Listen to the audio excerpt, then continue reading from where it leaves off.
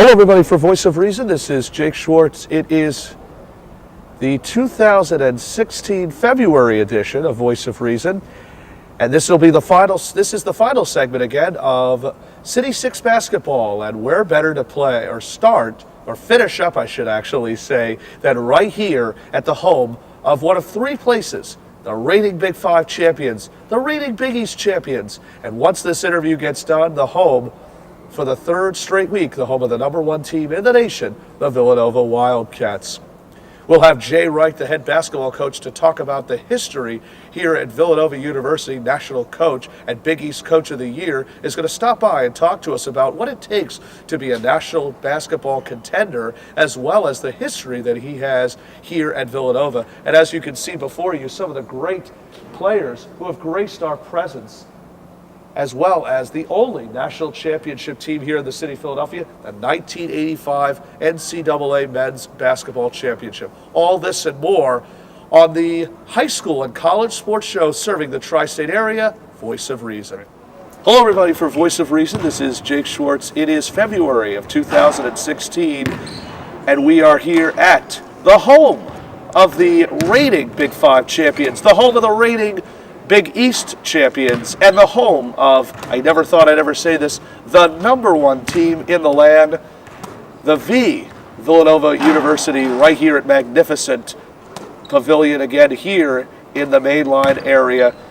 We've never had this man who has totally revolutionized not just Villanova, but the entire country, his team standing atop as the #1 team in the nation. Well, you've been known as Mr. Wildcat. You've been known as the national coach, Jay Wright, and we're just going to stop there. Welcome to Voice of Reason. It's so good to see you, my friend. Great to be on the show, buddy. Yes, always, thank you. Likewise. Let's talk to you about just what's been going on over the last couple of weeks. But by the way, just a case point, this man in 1985 was and if I'm correct, was a grad assistant coach here at Villanova. No. You were not. No, I was not here in 85. For some reason, so the Wikipedia was 100% when I was looking at it last night. But just a case in point, this man has had amazing history. And by the way, in 1987, he was working for a coach who, again, in 1985, his team wins the national championship, the only team that has ever won a national title here at Villanova University, the only team in Philadelphia who has ever won a national championship. Another case in point, my father in 1973 was a graduate student, or was a student here, followed the entire 1971 team. I just never gotten past that point from the days that he followed Howard Porter, Tom Inglesby, and Hank Simitowski, and I know that there's some great tradition again here. But before, names are all up there in the just we'll definitely take a look at that after this interview. But we wanted to talk about we have a nice tradition, as you are now the final Big Five coach here at Voice of Reason, and we're certainly glad to have you. One of the things we talk about is where you're from and really where you started, and you're a Philadelphia guy yourself, so why don't you tell everybody again where you started from your high school days all the way up here at Villanova? Well, I grew up in Bucks County and went to Council Rock High School, played for Mike Holland, a great high school coach, and then went on to coach at Montgomery Community College and what is now, what was Beaver College. He coached there. Yeah. And now it's Arcadia. So had great coaching there. Then went to Bucknell University, played for Charlie Willem, and another great coach. And then when it got into college, I worked for the Philadelphia Stars 1 year. And then really? I did not know that. I did not know that. Marketing for the Philadelphia Stars. We won the USFL championship. It was a great experience. And then the University of Rochester under Mike Neer, outstanding coach, who won a national championship there. Then under Eddie Burke at Drexel University. And then here under Rolly Massimino, out to Las Vegas with Rolly Massimino, head coach at Hofstra, back to Villanova. And you also, if I remember correctly, you had your great success over at Bucknell as a player, and I believe you were also at a fraternity over at Bucknell. And as long as I've known you, you've always been a very passionate person. You're always the type of guy who, I feel like you and I have a lot in common. We're always the type of people who always like to give back, and we're always the type of people who certainly like to just proceed.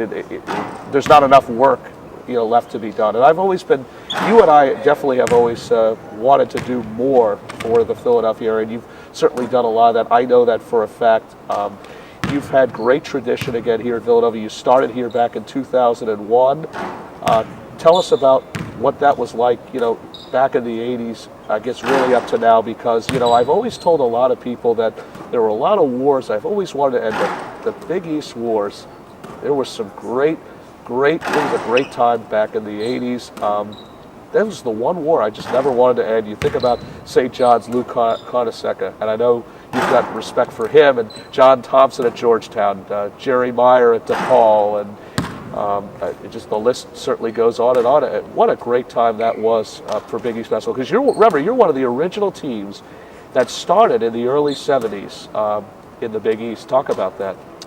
Well, the Big East in the 80s was just off the charts. It was by far the number one conference in college basketball. We'd always have Georgetown would be number 1 or number 2. St. John's would be number 3 or number 2. Syracuse back then with Ronnie Cycli and Billy Owens and Sherman Douglas and all the great players they had. Terry Dahere at DePaul, I believe, if you've Terry mentioned that. Dahere was at Seton Hall at the time. Oh, I thought even he was Seton at Hall. Even Seton Hall back then under P.J. Carlissimo. Oh yeah. Went to the national championship game and lost in the finals of the national championship game. The league was incredible. Villanova went to the Final Four, 85. Villanova, St. John's, and Georgetown all in the Final Four with Memphis. I remember that, yes. So just great basketball. I was born 21 days after your team won the national championship, so it was certainly a good year for both of us, I think, by the way. I want to throw that out there. But yeah, I just remember like it was yesterday that Villanova and St. John's and Memphis State and Georgetown, and everybody I remember was talking about the year that Georgetown and St. John's, and everybody was looking for it. Everybody was actually predicting we would still have that Big East, because actually that was the semifinal game, because Nova played Memphis State that year, and then Georgetown played St. John's, and everybody was looking at the game. They were saying, oh no, this is the national championship game. This is the game we want as the national title. Instead, you end up beating Memphis State, and Georgetown pretty much takes care of business against, back then, Chris Mullen, who's now at St. John's, and Mark Jackson, probably one of the best public speakers. Shame what happened to him over in Golden State. Very well respected man. I've always had great respect as well for people like him. And you pretty much had no shot in that national title game, and you shocked the world with that great shooting, missing no shots in the second half.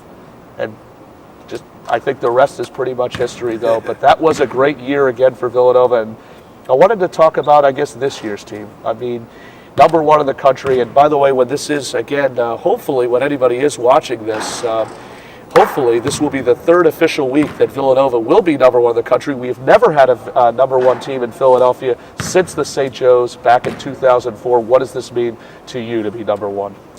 It's a great honor. It's a tribute to how hard our guys have worked, and really a tribute to the program. All the guys that have come before this team that have set the standard for how you work, how you play together, and these guys have picked it up from all the guys that have come before them. So there's a lot of responsibility that comes with it too. Everybody's coming out to get you.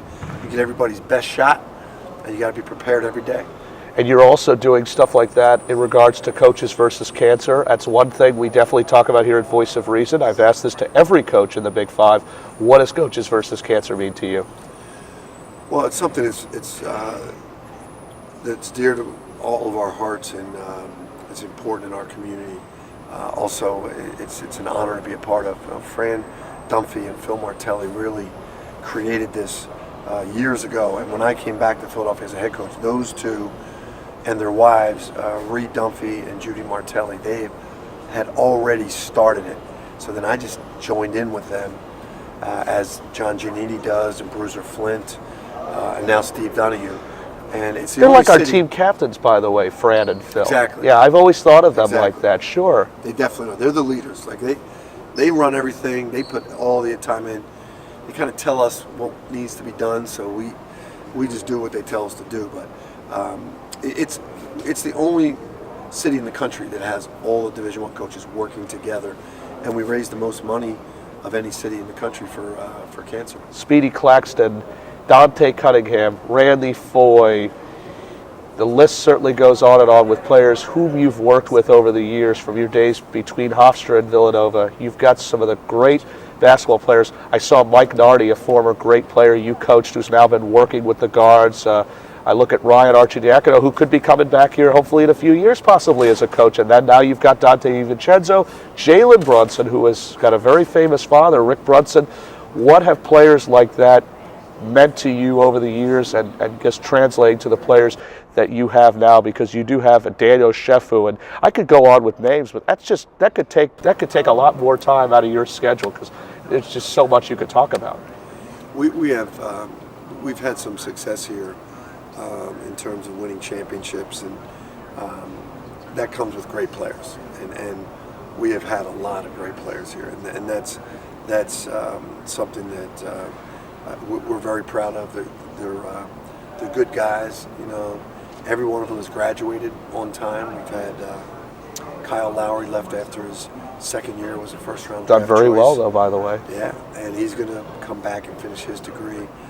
Malik Wayans left after his junior year. He's going to come back. So all the other guys that have stayed for 4 years, every guy that stayed for 4 years has graduated on time. So that means a lot to us. So they're good players. They're good people. Not perfect, but good people. No, And nobody's perfect. They though. take great pride in this program. They all come back.